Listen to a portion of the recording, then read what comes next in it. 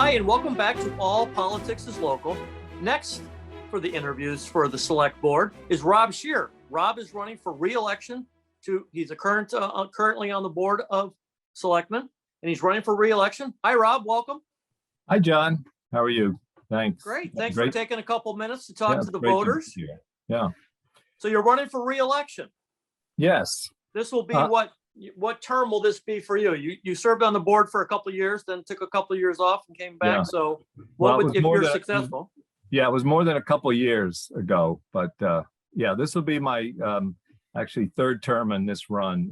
And basically, I did a bit of reflecting on should I run again. And I finally decided that there's so many things going on and things that I wanted to at least proceed a little further or finish up in some cases, that I thought it was important to run for re-election. So I guess if I had to, sum it up, I think, I'd like the opportunity to continue the progress we've been making. We've been, this town has been moving ahead on a lot of fronts over the past several years. We talk about, strengthening our municipal finances, for example. We didn't have to lay off anyone or make significant cutbacks during this COVID downturn. We were able to use, our reserve funds. And so that's an indication of our strength. And I see, just financially seeing coming ahead, we've got some great challenges, but also some unique funding opportunities with this American Rescue Program and the infrastructure spending, that maybe we can really address some of our long-term needs out of this, as well as continue the quality of our services. And some of the other things to highlight, I mean, we've maintained quality schools. I've always been committed to quality schools. I think it's essential in a suburban community like Ashland that you have a good school system. And we've been able to support that, and we'll hopefully be able to continue that. That's important. And look at all the other, we're finally building a great public safety building after all these years. We're replacing the Mendez School. We're doing economic development, attracting new restaurants before this COVID pandemic hit, but I think we're well positioned to continue that. We're undertaking the downtown revitalization, and finally Route 126 is going to be redone with a lovely bike path and a roundabout that some people may not like, but it's, we're going to have some great transportation, and some of the projects I've been working on are especially, the Upper Charles Trail. We're finally breaking ground on that this summer. We're actually going to build a segment of it. That's very exciting. That's a multimodal trail that we're part of a 6-town loop on that. And we're the only town that does not have an old rail bed to use. So, it's been a difficult project, but we're actually expanding and starting a piece of it. So I want to keep moving on that. I think it's also, in terms of climate change, I think it's important that we continue our net zero planning and implement that as soon as we can and really undertake that. And I've been involved with the Eversource pipeline expansion and opposing that and asking some tough questions of Eversource. People, that's a 3 or 4 mile pipeline project through the center of town with a lot of dislocation and other issues. And, I just think it's the wrong time to expand gas infrastructure for many reasons. We've been successful in fighting that and making them, answer some crucial questions regarding wetlands and, necessity and other mitigation factors. So I want to continue on that. I think that's an important project. So, I mean, I think I tried to, in terms of, I'm also in the executive committee of the MBTA advisory board.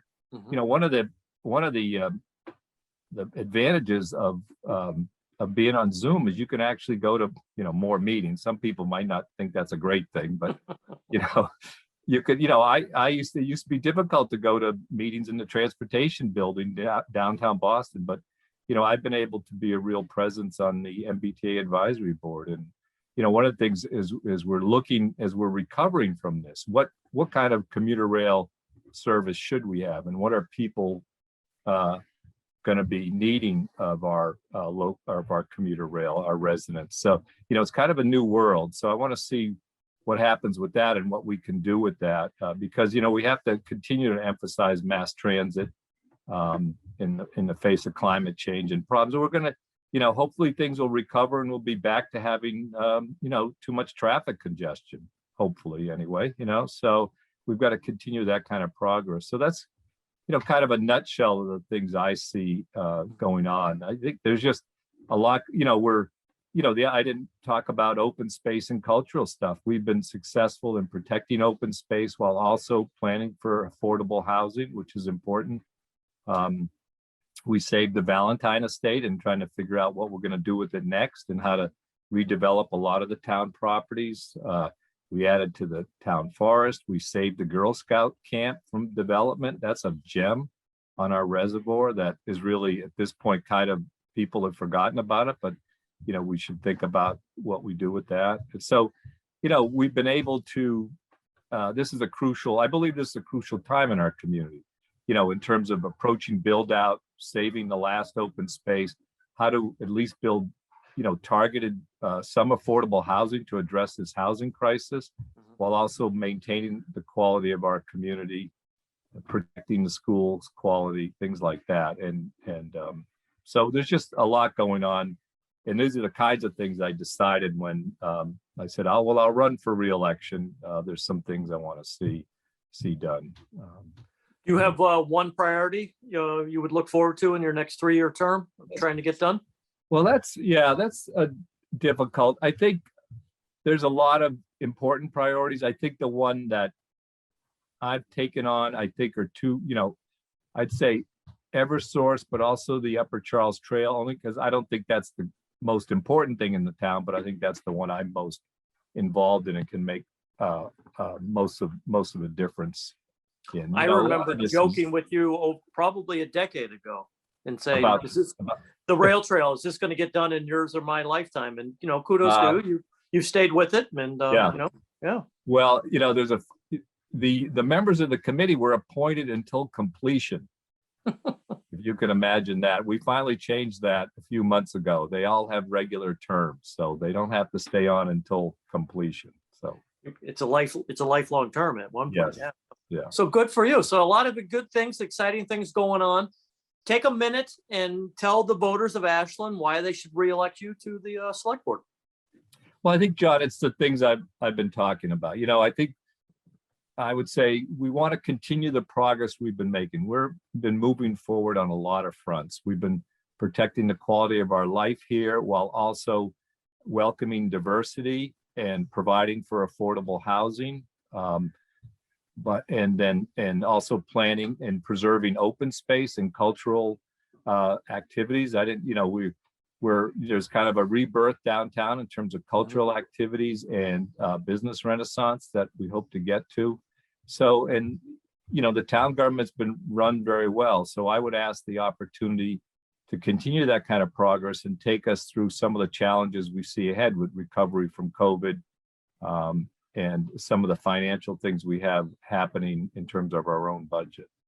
And continue to oppose the Eversource project, and get us on the road to net zero. Climate change is everyone's issue here, and the town has a strong role, and I'd like to keep working on that as well.